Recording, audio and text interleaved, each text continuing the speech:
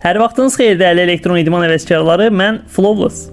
GameHub-ın təşkilatçılığı ilə keçirilən Counter-Strike 2 oyunu üzrə Pro Liga yekunlaşdı.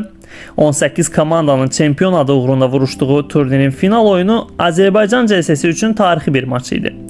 Finala çatmazdan öncə turnirdə görməyə alışdığımız Lakiran, Via, Take Control, Akatsuki, Team Phoenix kimi komandalar var idi. Həmçinin bir çox turnirdən uzaqda qalan bəzi oyunçular da bu turnirdə öz şanslarını sınadılar. Turnirin mükafat fondu ama çox az idi, çünki GameHub turniri tək başına təşkil etmişdi. Daha sonra isə turnirin gedişatında, belə deyim, Red Bull da qoşuldu turnirə və final qarşılaşmasını biz Jack və Reverse ikilisindən izlədik. GameHub sferaya yeni qoşulan bir məkan kimi unudulmaz bir turnir yaşatdı və buna görə sözsüz ki, ilkin təşəkkür təbii ki GameHub ailəsinə çatır. Turnirə gəldikdə isə turnir Swiss formatda başlamışdı və 2 qələbəsi olan komandalar play-off'a vəsiqə qazandı. Turnir gedişatında round difference əsasında komandaların bölüşdürülməsi onların gələcək rəqiblərini də müəyyən edirdi və buna görə də hər bir oyun həyəcanlı keçdi Swiss formatda. Açığı play-off'da çox da sürpriz yaşanmadı. Bir AZ CS klassikası, bir AZ CS derbisi, Akatsuki Take Control finalı izlədik. Artıq dəfələrlə qarşılaşdığımız bu derbilərdə Akatsuki'nin açıq-aşkar qalibiyyəti var idi, açıq-aşkar üstünlüyü var idi.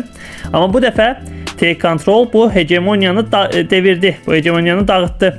Best of 3 finalının ilk həftəsində Akatsuki böyük fərqlə qalib gəlirdi Take Control-a, amma Take Control daha sonra toparladı. Yenə də Ancient Akatsuki'yə gəldi. Ancient Akatsuki 13-11'lik hesabla qalib gəldi. Artıq 1-0 idi. Artıq bəlkə də Take Control'un həmişəki kimi belə deyim, ikincilik sindromu davam edəcəkdi. Yenə də 2 deyəcəklər onlar, amma Take Control toparladı. Nuke və Inferno'da Take Control belə deyim kontrolu əlinə aldı və hər iki xəritənin qalibi olmağı bacardı. Həyəcan və rəqabət dolu mübarizənin sonunda çempion Take Control oldu. Namazov isə uzun müddət komandadan ayrı qalmasına baxmayaraq MVP-liyə layiq bir oyun göstərdi. Take Control'u təbrik edirik. Take Control buta turnirindən öncə məncə çox önəmli bir motivasiya aldı. Həqiqətən bu özgüvənlə buta turnirində qalib gələ bilərlər bəlkə də.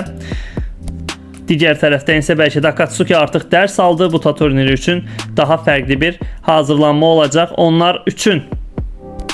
Yekunda o vaxt 6-cı Karl'ın ölümündən sonra kral elan edilən 7-ci Karl üçün istifadə edilən bir ifadə yada düşür.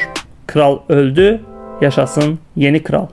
İzlədiyiniz üçün təşəkkürlər. Sağ olun, sağlıqla qalın.